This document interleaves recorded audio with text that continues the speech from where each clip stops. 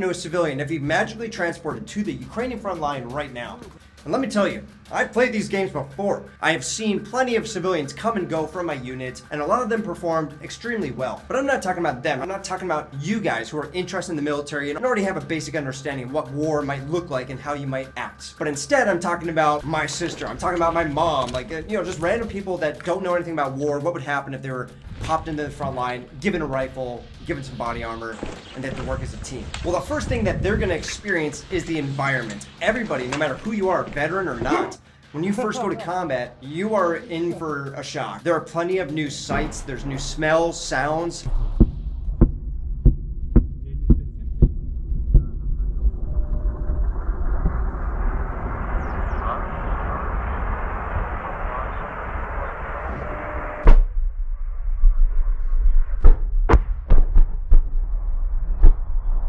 There's artillery in the distance, there's artillery that's close, there's black dots in the sky that you don't know if they're Lancets or friendly drones. There's radio calls in a different language. You're gonna see guys 300 meters away darting for cover as they're dodging mortars, whereas you in your position right now are looking at them smoking cigarettes. Captain Price going dark. Bravo 6 going dark. Bravo 6. You got artillery. They're coming. They're coming.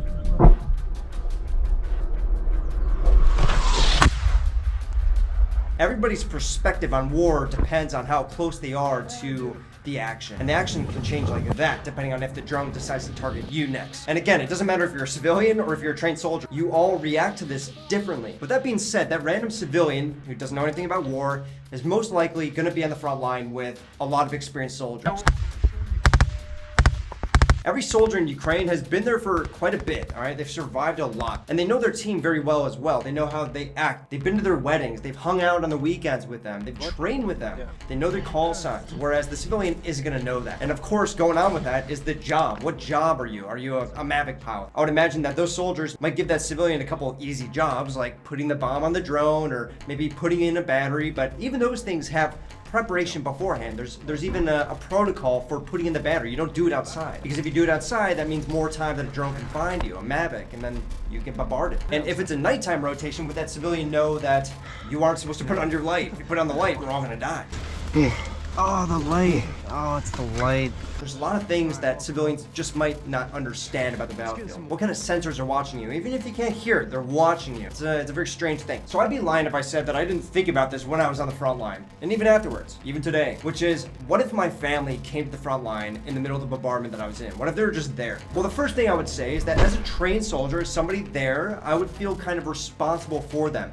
I felt this as a team leader and a squad leader in Iraq, where I almost feel like I'm babysitting them, where I want to make sure that they're taken care of. And I guess the trained soldiers probably feel that way with the civilians. They don't want them to get hurt. They see how scared he is, of the newness of war and the reality of it. And the next thing the soldiers might feel is they feel like they have somebody important watching them. Maybe not, it's not important, but they definitely want to perform their best. Somebody's watching. You can think of the same thing. If you go to the gym and, you like a girl, you want to make sure to look good in front of her, and you want to make sure to put on the heaviest weights. That might be the same thing for the soldiers. If you have somebody you care about there, you're probably going to react better. And I've seen that for myself. When I wear a GoPro, my team doesn't change who they are. They don't, they're the same person, but they definitely feel like they have a watching eye over them. And I feel the same thing when I have a GoPro on. I want to make sure I look, good. Right? I want to make sure I look professional. Whereas without a GoPro, without somebody watching you, like a spectator, like that civilian might be, in the back of the corner of the blindage, just kind of watching everything going on, you might feel like performing a little bit better. Now again, of course, there's times where you have to go outside. You'd have to bring the civilian outside, either to grab supplies from the car that was that just arrived, and it's really dangerous outside. So if he does run out there, I would imagine he would follow the instincts of everybody else around him. If they're diving for cover, they would dive for cover. But when I've imagined this scenario for myself, I imagine their wide eyes. I can almost see their wide eyes as they're looking around and seeing the person that they trust most and just copying them. They know how dangerous it is, and it's not just know, but you can feel it and hear it. You know how dangerous it is based on your eardrums ringing from the blasts that are happening around you. So the civilian is going to have a hard time knowing the reality of it. I definitely agree with that. But one thing they won't understand is the protocol for it. Now, we're talking about drone operations, but if it's a different thing, like infantry or maybe a 60mm mortar, in the forward positions, that civilian's going to have a lot harder time. And that team is not going to be able to utilize them more than maybe reloading magazines. Why? Well, there's communication. There's knowing your team. Who can you you trust? And when this random person pops in, this random civilian, you can't trust him more than to load, some magazines or whatever. Because does he know the TRPs? Does he know what friendly positions are around him? Does he know the language? Does he know what bounding left means, or an ADRAC, triple D? Does he know all these terms? If he doesn't, he's likely to get people killed around him. So he's not going to be utilized in that regard. The next thing that civilian is going to have to deal with is the gear and the loadout. He's not going to understand where the IFAKs are on his team. He's not going to know where the tourniquets are on his body. He might not even know how to use a tourniquet, which is really important. And of course, the body armor. It's heavy. It's very, very heavy. And if you don't train with it, your body just isn't accustomed to it. He's going to be very uncomfortable. He's going to look a little like an airsofter. You know what I mean? Just a little airsofter. He doesn't, quite have everything fitted out correctly. He doesn't train it too much. And even if he shoots back home, he shoots in his backyard, does he know this specific weapon system, this AK? And even if he does he know if the sight is zeroed? For those reasons, again, he is not going to be used in the team. The team is not going to put him out there to go and do a task beyond sitting in the blindage and readying up food and coffee. And I definitely know that the civilian, based on what I know from my channel and from what I know from getting questions from my friends and family back home, is they're gonna have a misrepresentation of what war is. They think it's gonna be more fighting, but in reality, it's more coordination and preparation. Preparation beforehand with readying your gear, making sure you're trained, making sure that you're fit enough. There's a lot of preparation beforehand. And then even when you get to the front line, 1% of it is fighting. The rest of it is patrolling. Does he know how to patrol? Does he know the different patrolling techniques? Does he know the threats around him, the mines, what they look like, the little leaflet mines? Does he know the paths that he has to follow? Does he know the friendly positions? He's not going to be used in any capacity. So I think you can get from what I'm saying here, he's going to be a burden. Look, we've had civilians join us in operations, but one that I want to point out, when I was in the SSO partisan group, we were tasked to be QRF against a tank assault that was probably going to happen. But before we went out, we heard our housekeeper, who let us stay at his house as his base, he wanted to join because it's his country. He had the conviction inside him, and he's an avid hunter. He would hunt boar at nighttime, and he'd feed us. It was great. But hey, yeah, why not? You can come join us, come, get your toes wet.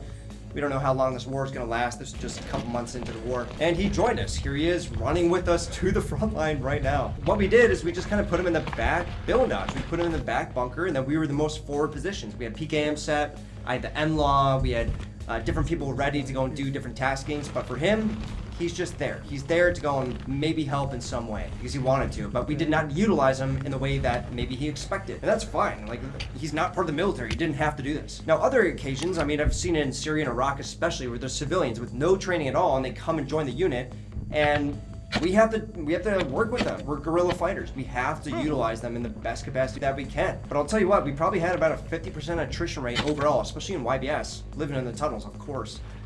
Stark conditions. But we had about 50% attrition rate of people who just want to leave. They're like, I am not cut out for this. And they had that realization there. Same thing's going on in Ukraine. Luckily, I've been in a lot of really good units in Ukraine and with people that I trust and I know. But I've heard there's similar stories, especially at the start of the war in the Foreign Legion and such. So would that civilian survive? Yeah, but is survival the same as contributing? Not so much. He would absolutely be a burden, and had he been through a month of training with them, he'd probably be better prepared. It depends on his conviction. That's the big thing. Does he actually care about this, or is he just popped into existence? But, I've seen plenty of civilians, both in Iraq and Syria, as well as Ukraine, that perform amazingly. They have that conviction, and they step up when it's time to, especially in Ukraine. You can see it all over the place. All over the place. I've met them. Yeah, plenty of cases of this. I could go much more in depth, but that's all you gotta know.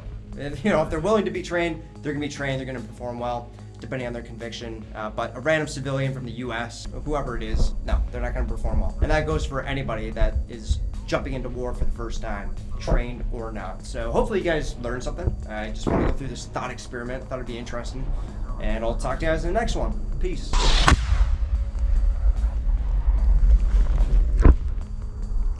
Стоп, jetzt. Растянуть. No, more distance. More distance, okay. Yeah, spread out. Go back to that corner.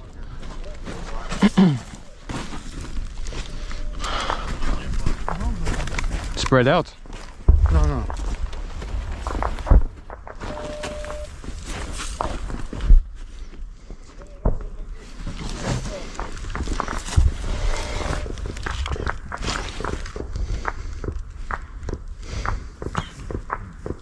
That was pretty close.